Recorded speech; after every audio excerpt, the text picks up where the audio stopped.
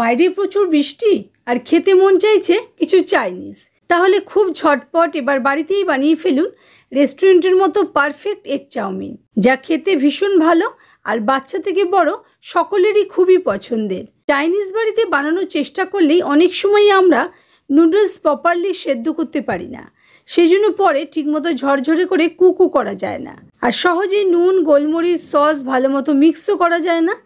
আজকের এই ভিডিওটা তাই প্রথম থেকে শেষ পর্যন্ত দেখুন আর পারফেক্টভাবে এগ চাউমিন বাড়িতেই বানিয়ে ফেলুন। এর জন্য প্রথমেই একটা কড়াতে আধ কড়া পরিমাণ জল আমি গরম হতে বসিয়ে দিয়েছি। এবারে এর মধ্যে 1 চামচ পরিমাণ নুন অ্যাড করে দিয়েছি আর 1 চামচ পরিমাণ রিফাইন্ড সয়াবিন অয়েল অ্যাড করে দিয়েছি। আমরা নুডলসটা প্রথমে অ্যাড করছি না, প্রথমে খুন্তির সাহায্যে ভালো করে সবটা মিশিয়ে নিয়েছি জলের সঙ্গে। এবারে দেখুন জলে ভালো মতো বয়েল আসার পর আমি একটা হাক্কা নুডলসের প্যাকেট পুরো অ্যাড করে দিয়েছি। এই পর্যায়ে গ্যাসের ফ্লেমটা মিডিয়ামে রেখেছি। মিডিয়াম ফ্লেমে প্রথমে নুডলসটা দেখুন এরকম খুন্তির সাহায্যে ভালো করে ভেঙে নিয়েছি। ভেঙে নিয়ে পুরো রান্না করিনি, কিন্তু 30% মতো রান্না করার পর আমি গ্যাস অফ করে 5 মিনিট রেখে দিয়েছিলাম।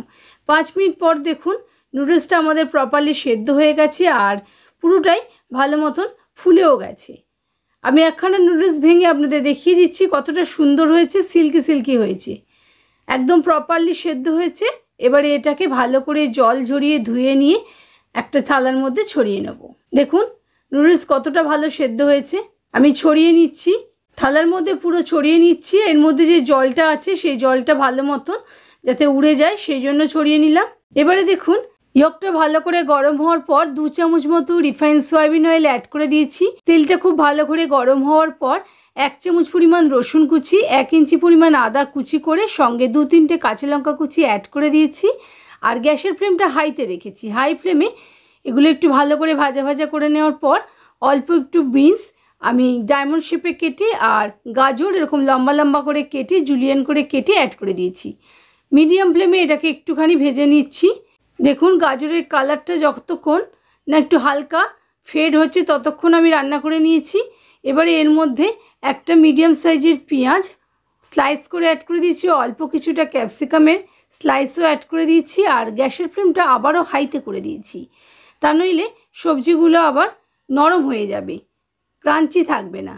অল্প একটু বাঁধাকপি অ্যাড করে দিয়েছি, যে কোনো নুডলসে বাঁধাকপির ফ্লেভারটা ভীষণই ভালো লাগে সেই জন্য অ্যাড করেছি। তবে আপনার ঘরে যদি না থাকে বাঁধাকপি সেক্ষেত্রে ওটা স্কিপও করতে পারেন।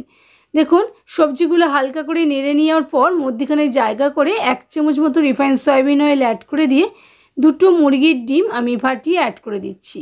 এবারে 1/4 চামচ মতো নুন অ্যাড করে দিলাম, দিয়ে ডিমটা ভালো করে ভেজে নিচ্ছি। ডিমটা ভেজে নিয়ে এবারে সবজির সঙ্গে সবটা একসঙ্গে নাড়াচাড়া করে নিচ্ছি। ডিম খুব বেশি ওভারকুক করব না, কারণ নুডলস দেওয়ার পরও কিছুক্ষণ রান্না হবে, সেই জন্য অল্প একটুখানি নাড়াচাড়া করে নিয়েছি। হালকা শক্ত হওয়ার পর এবারে এর মধ্যে নুডলস অ্যাড করে দিচ্ছি। 1/4 চামচ মতো নুন অ্যাড করে দিলাম, 1/4 চামচ মতনই গোলমরিচের গুঁড়ো আর 1/2 চামচ মতো সয়া সস, 1 চামচ পরিমাণ রেড চিলি সস অ্যাড করে দিয়েছি। দিয়ে সবটা ভালো করে নেড়েচেড়ে মিশিয়ে নিচ্ছি। এই পর্যায়ে কিন্তু গ্যাসের ফ্লেমটা হাইতে রেখেছি। দেখুন স্প্যাচুলা দিয়ে করতে অসুবিধা হবে, সেই জন্য আমি একটা ফর্কের সাহায্য নিয়ে ভালো করে এরকমভাবে মিশিয়ে নিচ্ছি। আর গ্যাসের ফ্লেমটা অবশ্যই হাইতে রাখবেন, তাহলে নুডলস খুব ভালো মতন রান্না হবে আর একটা স্মোকি ফ্লেভারও আসবে। খুব ভালো করে রান্না হওয়ার পর দেখুন এবার এটাকে নামিয়ে নিচ্ছি, গরম গরম সার্ভ করে নিচ্ছি। আশা করি বন্ধুরা আমার আজকের রেসিপি আপনাদের ভালো লেগেছে। যদি ভালো লাগে প্লিজ লাইক শেয়ার কমেন্ট করতে ভুলবেন না এবং আপনজন ও প্রিয়জনদের সঙ্গে ভিডিওটা প্রচুর শেয়ার করবেন। আর চ্যানেলে যদি নতুন বন্ধু হয়ে থাকেন তাহলে চ্যানেলটা অবশ্যই সাবস্ক্রাইব করে নিতে ভুলবেন না। ভিডিওটা আপনারা যদি ফেসবুক পেজ থেকে দেখে থাকেন তাহলে পেজটাকে ফলো করে নেওয়ার অনুরোধ রইল।